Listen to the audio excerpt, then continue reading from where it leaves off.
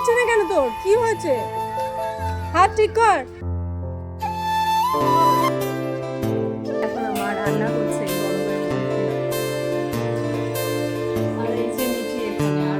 Hello বন্ধুরা, welcome to a new blog. তোমরা সবাই কেমন আছো? আই হোপ তোমরা সবাই ভালো আছো। তোমাদের ভালোবাসায় আমরাও ভালোই আছি। আর আজ আরও একটা নতুন ব্লগ নিয়ে চলে আসলাম। আজকে স্যাটারডে, প্রচণ্ড গরম, বাইরে ভীষণ রোদ উঠেছে, প্রখর রোদ যাকে বলে। তো সকাল সকাল ঘুম থেকে উঠে স্নান সেরে ঠাকুরকে গুড মর্নিং বলে এই জানলাটায় দাঁড়াতেই দেখলাম এই ঘুঘু পাখিটা এখানে বসে রয়েছে। ওকে এখানে দেখে আমি কিন্তু অবাক হয়েছিলাম, তাই শাশুড়ি মাকে জিজ্ঞেস করতেই উনি বললেন ওনাকে এখানে দুটো ডিম পেড়েছে, বেশ কিছুদিন ধরেই তাই ওখানে বসে রয়েছে। আর কি সাহস দেখো, আমার দিকে কেমন তাকিয়ে দেখছে। মায়েদের একটু মনে হয় সাহসটা বেশিই থাকে, তাই না?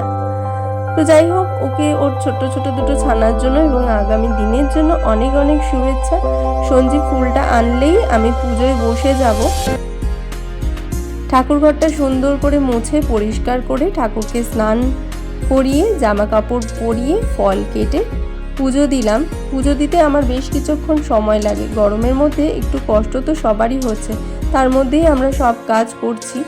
দেখো শাশুড়ি মা দুধ চা করেছেন গরম গরম, একটু খেতে ইচ্ছে করছে না, তবুও খাবো যেহেতু উনি কষ্ট করে বানিয়েছেন। আর এই রুটি আলুর চচ্চড়িটা উনিই বানিয়েছেন। দেখো তরকারিতে ঝোলটা একটু বেশি হয়ে গেছে, রুটি দুটো ভিজে গেছে। এটা খেয়েই এখন চলে আসলাম ডায়াগনিস সেন্টারে।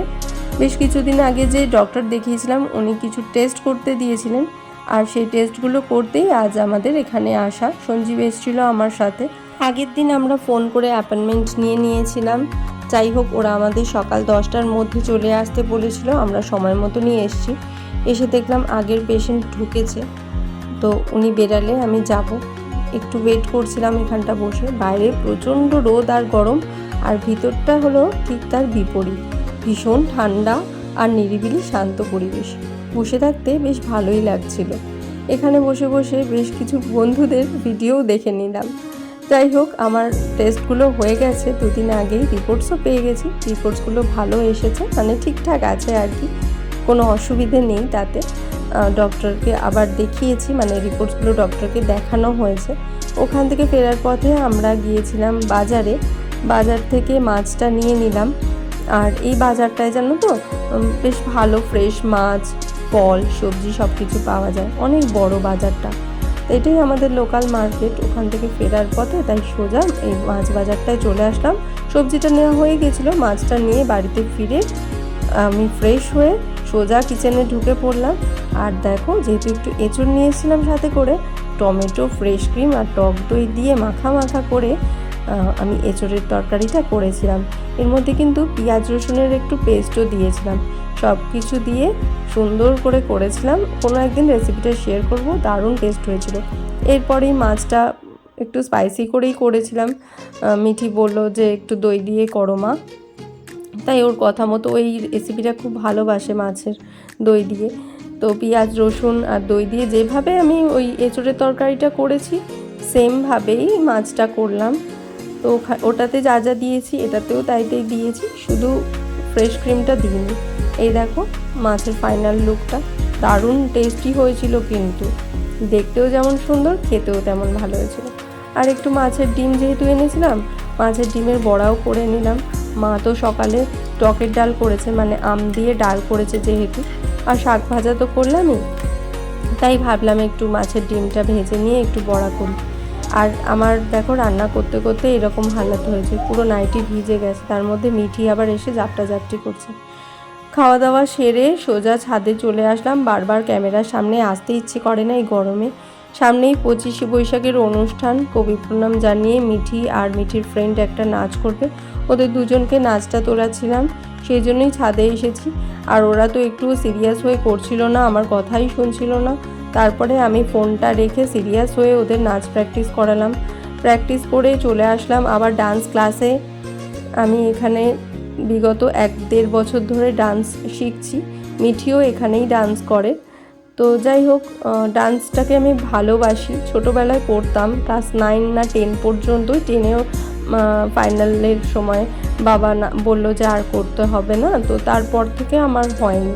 তারপর 11-এ উঠে আবার ইচ্ছে হয়েছিল, কিন্তু সেই সুযোগ আর পাইনি। তো আমি নাচ করি, অনেকেই জানো, আমার ফেসবুক ফ্রেন্ড যারা আছো তারা তো দেখেছোই, আমি মাঝে মাঝে ফটো দিই। তো আজকে দেখিয়ে দিলাম আমার ডান্স ক্লাসের ছবি, আমাদের প্র্যাকটিস চলছে। গানটা দিলাম না, কপিরাইট আসবে বলে। আর দেখো, ডান্স ক্লাস থেকে বেরিয়ে আমি আর মিঠি এই পার্কটাতে এসেছি। এই পার্কটা তোমরা তো দেখেছোই, মানে যারা আমার রেগুলার ভিডিও দেখো এই পার্কটা দেখেছো। একটুখানি কুলপি মালাই খেলাম দুজনে বসে, শরীরটাকে একটু ঠান্ডা করে নিলাম, যেহেতু নাচতে নাচতে প্রচণ্ড গরম লাগছিল, ঘাম গলে গলে পড়ছিল যাকে বলে। তাই এখানটা লেকের ধারে বসলাম, একটু ফ্রেশ লাগছিল, হাওয়াটা আসছিল। এই দেখো মিঠি সাজাচ্ছে তোমাদের দেখাবে বলে, এখন আসার সময় এই সমস্ত কিছু কিনে আনলাম। এই 4টে 5টা হচ্ছে কি এগুলো, বাউলি, আর 3টে ম্যাগির প্যাকেট, একটা মিল্কি বার এনার জন্য, আর একটা খাওয়া হয়ে গেছে, আর এই একটা লজেন্সের প্যাকেট, আর এই একটা অরেঞ্জ লজেন্সের প্যাকেট, আর এই একটা কোল্ড ড্রিঙ্কস। এই সব কেনাকাটা করে তারপরে ফিরলাম। এখন প্রায় 8:30 পৌনে 9টা মতন বাজে, প্রচণ্ড গরম, তার মধ্যেও একটু হালকা পাতলা জামা কাপড় পরে রেডি হয়ে নিচ্ছি, চুলটুল আঁচড়ে একটু মায়ের বাড়িতে যাব। মাসি মেশো সবাই এসছে, তাই ভাবলাম ওদের সঙ্গে একটু দেখা করে আসি। মাও ফোন করে আমাকে আসতে বললো। এখন মায়ের বাড়িতে এসেছি, এসেই দেখছি দেখো না মা রান্না করছে এই গরমের মধ্যে। আর এই যে মিঠি এখানে, আর ওই যে আমার ছোট মাসি, ওরা নিচেই ফুচকা খাচ্ছিল, আমাকে বলছিল খাওয়ার জন্য, আমি খাইনি। আর মা এখানে রান্না, কি চিকেন? হ্যাঁ, চিকেন রান্না করছে। আর ওটা কি ভাত বসিয়েছো? কি গরম পড়েছে। চলো ঘরে চলো। তারপরে মা প্লেটে করে একটা আলুর চপ আর সিঙ্গাড়া দিয়েছিল। এখন প্রায় রাত 9টা বাজে, সেই জন্য আমি বললাম এগুলো তুলে রাখো, আমি আর খাবো না। আর মাকে একটু বকাবকি করছিলাম। বিছানার মধ্যে আয়না, চিরুনি, রিমোট, সুপুরির কৌটো থেকে শুরু করে কোল্ড ক্রিম, কোনো কিছু বাকি নেই। সব দেখো, ব্যাগ থেকে শুরু করে সব রেখেছে। আর ছোটো মাসিকে বললাম মিঠি চুলটা একটু তেল দিয়ে বেঁধে দিতে। আর এই মাসি খুব সুন্দর করে তেল দিয়ে চুল বাঁধে, তাই ওকে দেখলেই আমরা চুল বেঁধে নিই। মিঠিও বেঁধে নিয়েছে।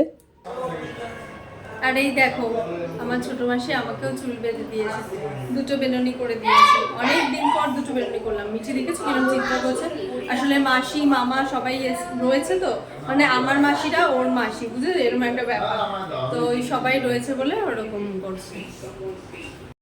মা যে চিকেনটা বানিয়েছিল সেটা ঠিক এই রকম দেখতে হয়েছিল, আর দারুণ টেস্ট হয়েছিল, আমাদের সকলেরই খুব ভালো লেগেছে। সাথে ছিল আম দিয়ে টকের ডাল, শুক্তো, আর পটল ভাজা, এই সব। আর 2 রকমের রসগোল্লাও ছিল, মাসিরা রসগোল্লা নিয়ে এসেছিলো আসার সময়, গুড়ের রসগোল্লা, সাদা রসগোল্লা, দুটোই ছিল। এগুলো দিয়েই আমরা আমাদের রাতের খাবার সেরে নিয়েছিলাম। একদম কাছাকাছি বাড়ি, তবু অনেকটা রাত হয়ে গেছে, যেহেতু এখন 11:30 বাজে, সেই জন্য ভাই এসে দিয়ে গেল। আমি আর মিঠি এসেই মিঠি গেল ফ্রেশ হতে, আর আমি তোমাদের সাথে ভাবলাম একটু কথা বলে ভিডিওটা এন্ড করি। তো চলো আর বাড়াবো না। কেমন লাগলো অবশ্যই কমেন্ট করে জানিও আজকের ভিডিও। নতুন বন্ধুরা যারা এতক্ষণ ছিলে তারা চ্যানেলটাকে সাবস্ক্রাইব করে দিও, আর পুরনো বন্ধুদের অনেক অনেক ভালোবাসা। সবাই ভালো থেকো, সুস্থ থেকো, দেখা হচ্ছে নেক্সট ব্লগে। এখনকার মতন বাই বাই, গুড নাইট।